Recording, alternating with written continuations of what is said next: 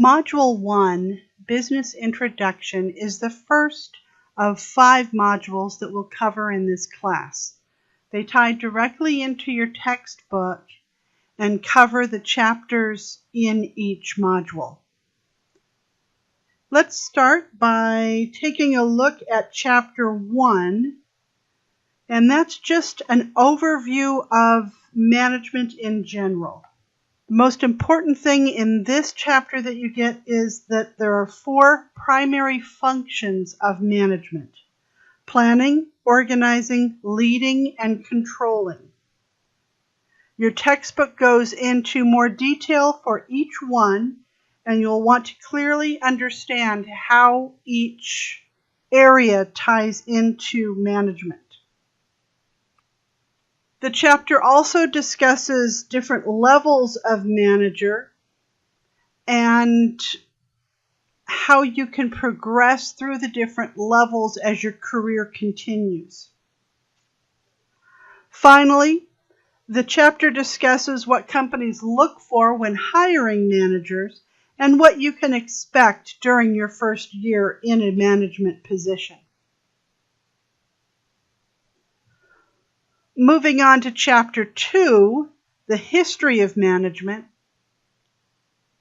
we look at how recent the modern science of management really is.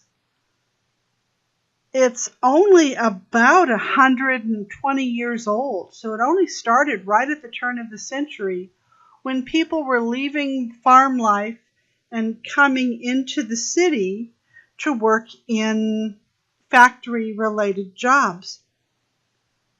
Your textbook talks about Frederick Taylor and the history of scientific management. It also talks about other theories related to management. You'll want to be at least somewhat familiar with each one of these. You don't have to know every little detail, though. Chapter 3 talks about organizational environments and cultures. The organizational environment is the internal and external factors that contribute to the success or failure of a business. So you need to be very, very comfortable with each one of those external areas of focus, because you'll use those in different areas throughout the program. So whether it's putting a business plan together, or whether it's looking at retail challenges, or in this case, management challenges, you need to understand how those external relationships connect, whether it's sociocultural, economic, technology, political. All of those play into that process. Organizational culture is the formal and informal views of a company and how they see themselves, how others see them. And companies sometimes work very hard to create a specific culture. For example, in Nike, a select group, and if you're invited to be part of this group, tattoo the swish to their ankle. And that indicates that you're part of that internal culture. Other companies might have sweatshirts or baseball teams or whatever it is that helps to establish behavioral norms within an organization. And once again, they can be formal or informal. Chapter 4 discusses ethics and social responsibility. This is a hot button these days because people are viewing ethics and responsibility differently. So as a manager, it is up to you to set the tone and expectations for your employees. It's also important for you to maintain a strong ethical sense of boundary so that there are no questions related to your behaviors within the workplace. Ethics can come from any area. Right now, ethics is in the news because of sexual misconduct. It can also be because someone made as simple an error as taking home a pen accidentally from the workplace. It's still stealing. It's just, what is the magnitude? What is the culture, as we talked about in the previous chapter? What is the culture? So as you read through this, be thinking about what you feel are cultural, lines in the sand. Where would you draw the line in the sand when you're making decisions? And more importantly, where would you draw them in the sand for your employees? Assuming you have to give ethics training as a supervisor, what would that look like? And how would you enforce ethical behavior? So chapters 1 through 4 are part of that Module 1. So after you read the chapter and have taken some notes on highlights, you'll want to go ahead and create the quiz, or you'll want to go ahead and complete each one of the quizzes. You can take them more than once. Know that you'll most likely get different questions each time, though. You also have a video assignment, History of Management. It's just a little 10-minute video, but it really packs a lot of information. And it discusses the history of management up to current practices. Make sure that you take notes throughout and then submit your notes for grading. You can take notes either typing and submitting your typed version, or if you take notes handwritten, take a picture with your cell phone, make sure I can see them. If I can't read what you've posted, so make sure they're neat, then you don't get credit. But here's a rubric so that you can know what I'm looking for. The next item to be completed is a discussion. Why this profession? So read through the attached pros and cons of becoming a manager, and then discuss why you chose this profession. What strengths do you bring to the table? What areas do you already know that you need to strengthen? If you have a history of management, share something with us. You should be able to take part multiple times and ask questions, just like you would in a classroom. It's just an ongoing conversation that lasts longer than one class period. To get an idea for what I'm expecting from you, you can look at the rubric. And critical analysis is part of it. Participation, so you can see when the first time I need you to post by so that everyone has time to be able to respond. So in the timeliness, first posting is by Wednesday of the second week in the class or in the module. And then you're taking part at least 5 times overall, over at least 2 different days. Not just one day, call it good, and be done. That's not how a discussion works. A discussion is a posting, or in a class environment, it would be saying something, responding to someone else. It's that give and take. So we want to recreate that, even though it's here in print. So make sure that you take part multiple days. Etiquette is important, as are mechanics. You need to be able to have college-level writing, quality written skills, capital letters, periods, run it through spell check. We want to be able to understand what you're trying to share. And etiquette is important. People can sometimes get a wrong idea for something that's been posted. So be very clear, be very respectful with what you share with others.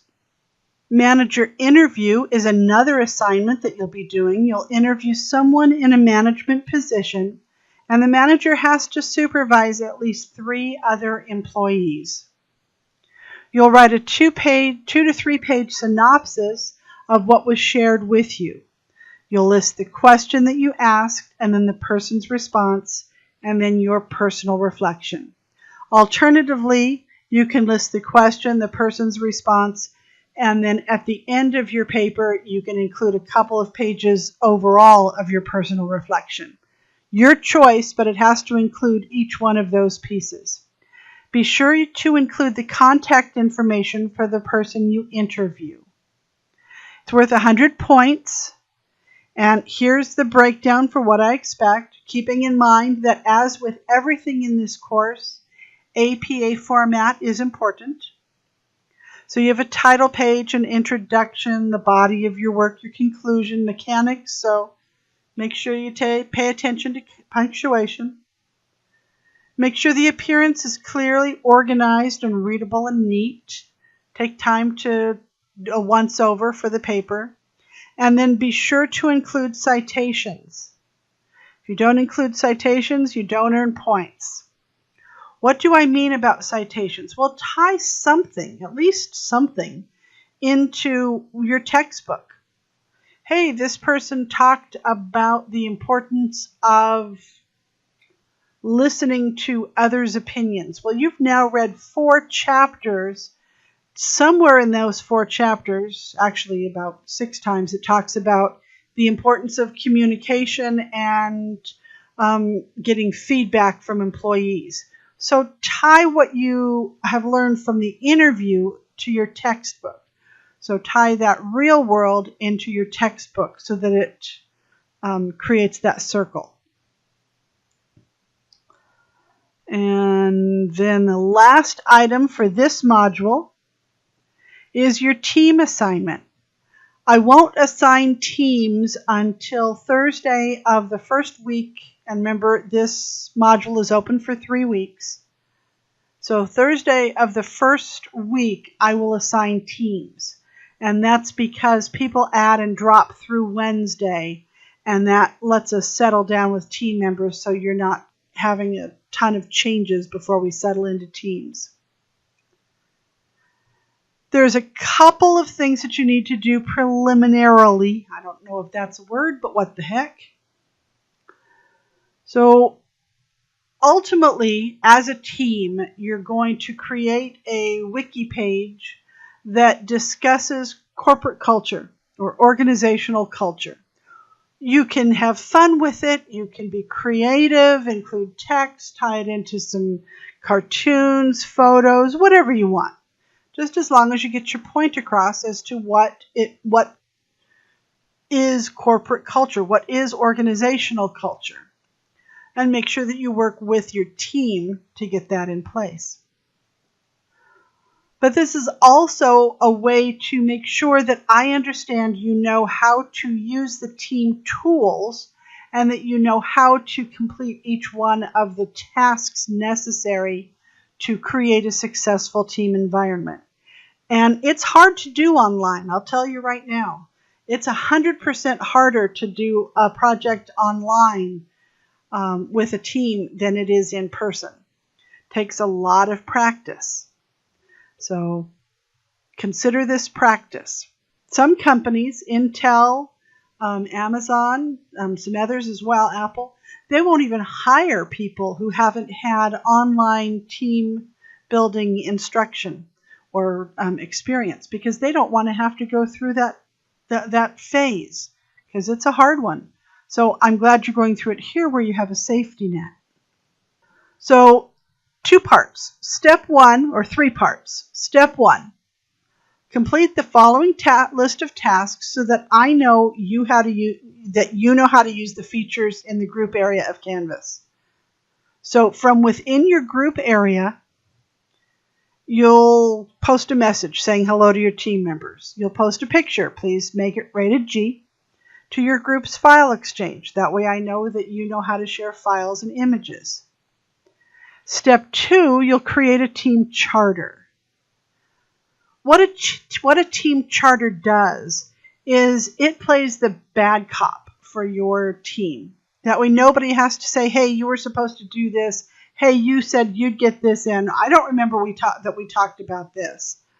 It takes all of that off the table because everything is in writing. Everyone can see at a glance, clearly and transparently, what's going on. If someone fails to perform, you list that next to their task. You reassign that task to someone new. You give that a new deadline, and you keep moving forward. And you just keep working through until the entire project is done. You might be thinking, oh, I don't want to hurt someone's feelings by putting down failed to perform. I got news for you. They already know they didn't get it done. So instead of feeling guilty, move on. The team charter template is in the general course information area, and I'll go back there so you can see. So team charter instructions, the wiki team charter template, and then here's a handout about working in teams that can help in case you have some differences of opinion or challenges. So once you get your team charter in place, then your last step, your last team step is to create that page that I talked about at the beginning. Use multiple resources. Make sure you cite your resources that discuss organizational environments. Part of the grade is how you work as a team. I need to be able to see that you are treating that team charter as a live document. When you meet as a team, who attended? When was the meeting? Who didn't attend? What was discussed? What are the dates? Were items submitted in a timely manner?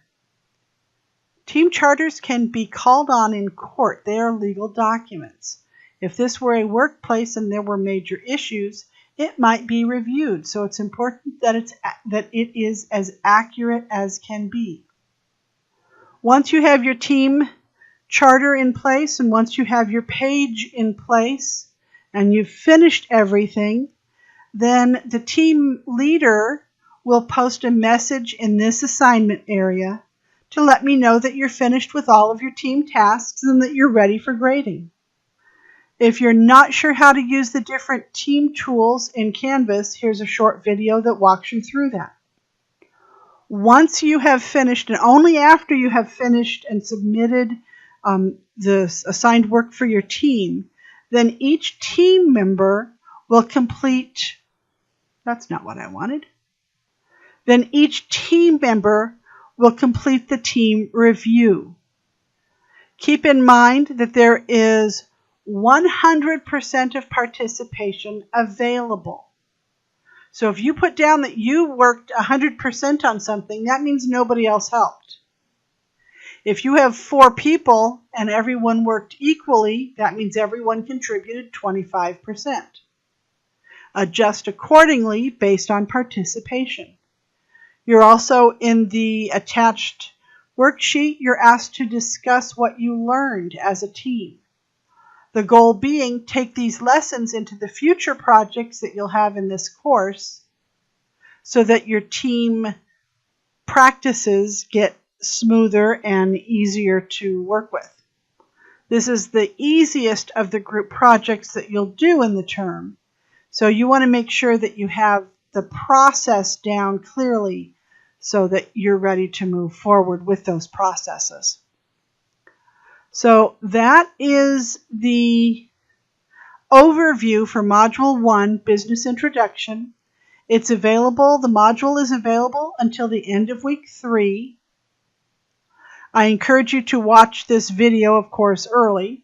I also encourage you to get started with the discussion early because you need to take part multiple times, and the initial deadline is I said Wednesday of week 1. So let me know if you have questions, and I look forward to working with you. Thank you.